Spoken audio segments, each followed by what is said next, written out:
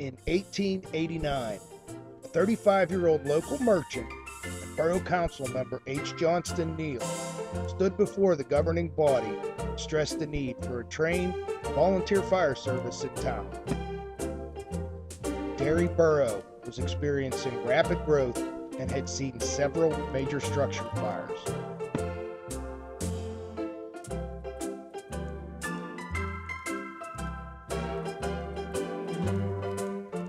Derry's development was accelerated by the location of a major service terminal here by the Pennsylvania Railroad.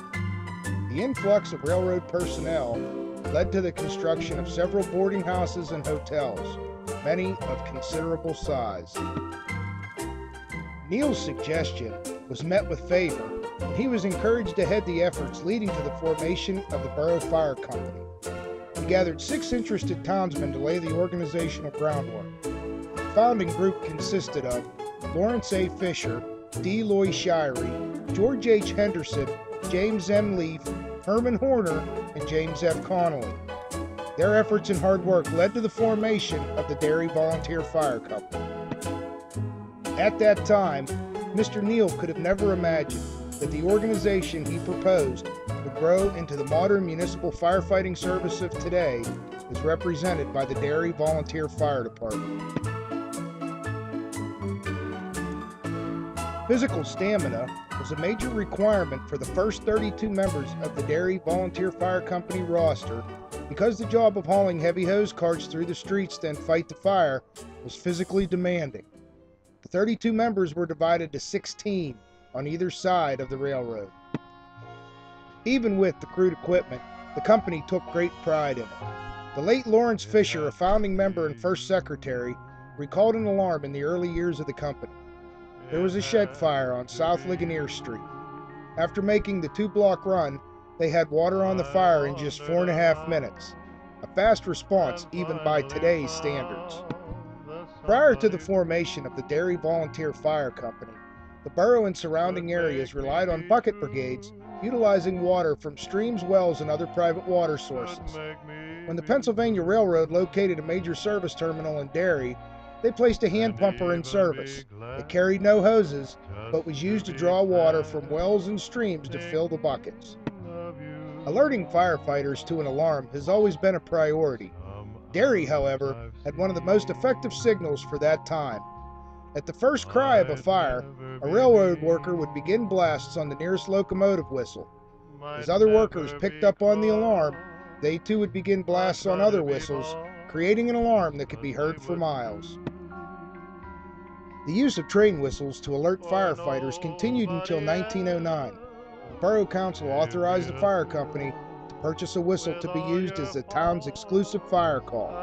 Originally a steam whistle, it was later converted to air.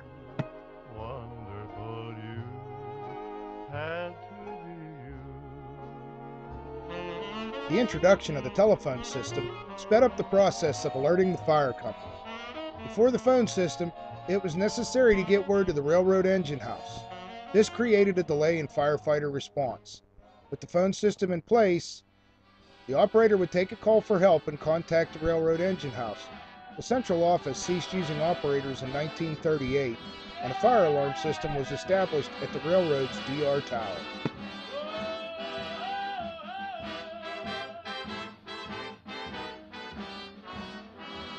For nearly 40 years, DR Tower operators activated the fire call signal. Upon the tower closing, calls were handled by the Latrobe police dispatchers. They too would be eliminated, and since then, the 911 system of Westmoreland County receives calls and activates the siren by the use of electronic tones. An informal fire company was created to fight fires at the rail yard under the command of Chief Ford. It would later come into conflict with the borough fire contingent. They were a major contributor to the borough company, but were later accused of delaying the sounding of the borough fire siren, therefore giving them a head start in the ability to claim the nearest hydrant. In 1919, Derry Borough Council virtually restricted the railroad fire unit from responding into the borough unless specifically requested. Pride in the newly organized fire company was established by the adoption of a colorful fireman's uniform traditional for the time. a red flannel shirt with a brass button bib with DFC on it. The uniform was changed in 1910 to a more traditional black uniform. Having joined the Pennsylvania Firemen's Association earlier that year, the company showed off their new uniforms by marching in the 1910 Firemen's Convention Parade in Altoona. In 1895, the fire company augmented their already used hand carts with large, horse-drawn hose carts. The carts enabled the firefighters to carry large amounts of hose over the hand carts and provided a quicker response to distant locations. In 1897, the fire company added a ladder wagon, handmade by company member Albert Sheen, a blacksmith. The ladder wagon, known as the Hook and Ladder, became not only the pride of the company, but the community as well. Derry's first steps of moving into the area of motorized fire apparatus came in May 1912, when a committee was assigned to find the prices of different types of motorized trucks. On June 15, 1921, the Derry Volunteer Fire Company purchased its first motorized engine, a Howe triple combination built on a Model T chassis. Council contributed the $1,000 towards the $3,470 price tag. The fire company was originally organized to serve the borough residents, but this service area could now greatly expand to benefit a large portion of Derry Township. Firefighters became interested in purchasing another fire truck in 1927 after experiencing problems with their Howe pumper. At a meeting on May 7, 1929, the company awarded a bid to the American LaFrance Company for a Type 92 pumper with a 600-gallon per minute pump for a cost of $8,750 minus a $1,000 trade-in for the Howe. The pumper was delivered in August of 1921. The company's third truck purchase came in 1939 with the addition of a 1939 International 500-gallon per minute engine with a price tag of $6,822. The newest apparatus gave the company the much-needed hose carrying capability and eliminated the need for additional hose carts. The most serious accident in the company's history occurred in April of 1942. The company was responding to a false alarm in Peanut.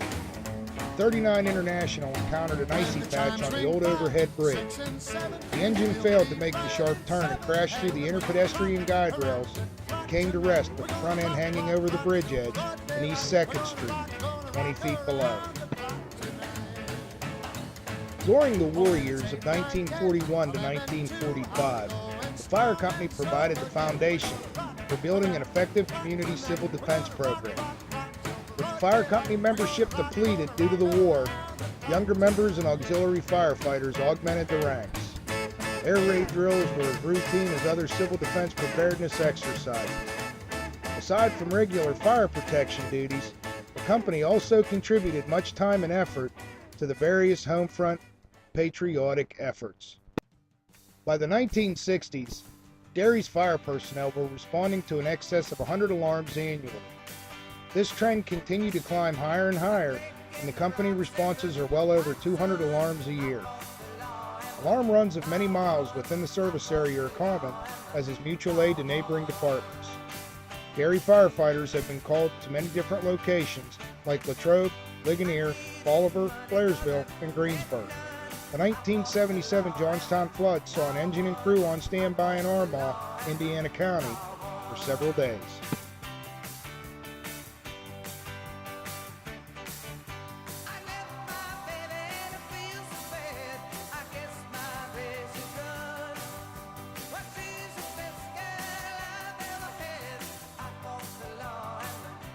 Today, the Derry Volunteer Fire Company is equipped with the most modern and extensive array of gear and apparatus to meet the various emergency situations to which firefighters are now called upon to respond to.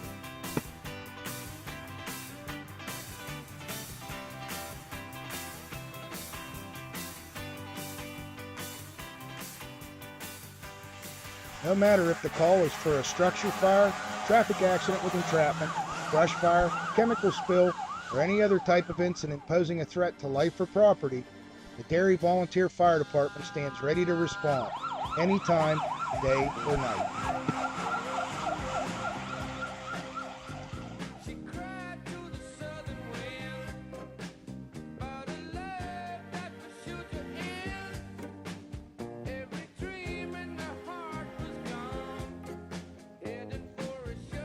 total replacement cost of all apparatus and ancillary equipment of the Derry Fire Company stands in excess of $2 million.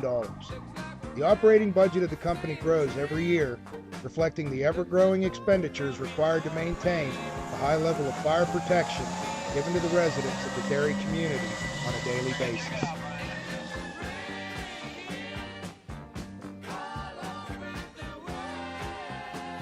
The fire company receives a yearly appropriation from the Borough Council and also participates in several fundraising events each year.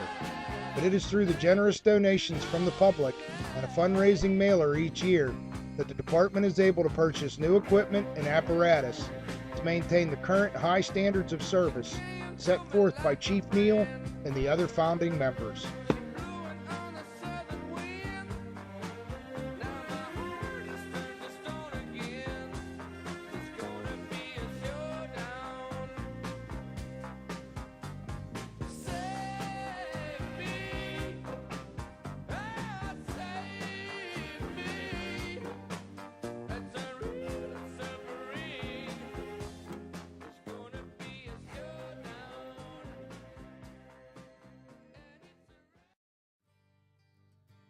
The Derry Volunteer Fire Company suffered its only line of duty death in December 2007.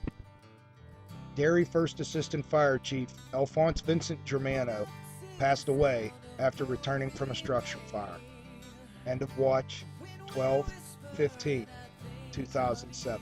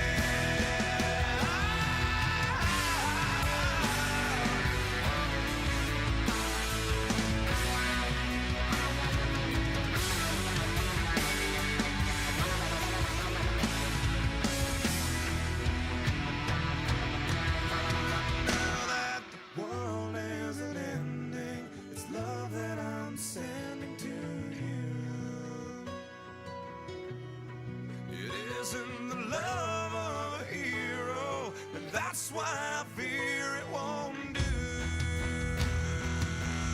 And they say that a hero can save us. I'm not gonna stand here and wait. I'll hold on to the wings of the eagles. Watch as we all fly away. And they're watching us. They're watching us as we all fly away.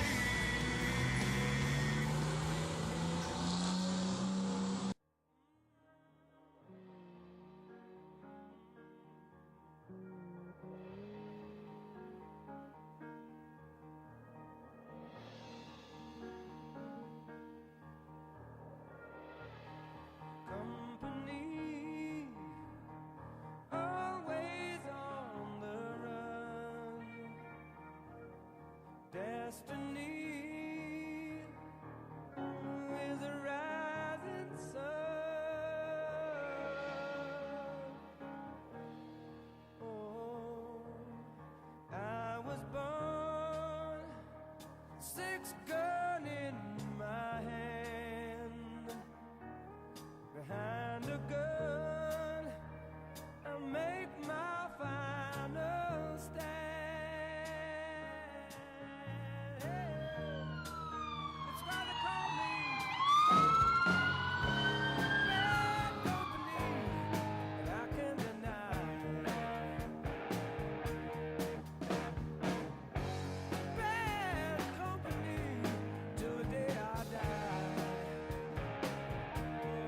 Till the day I die. Till the day I die.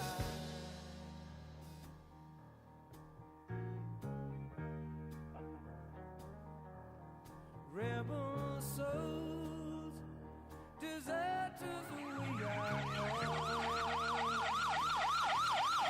Souls of love,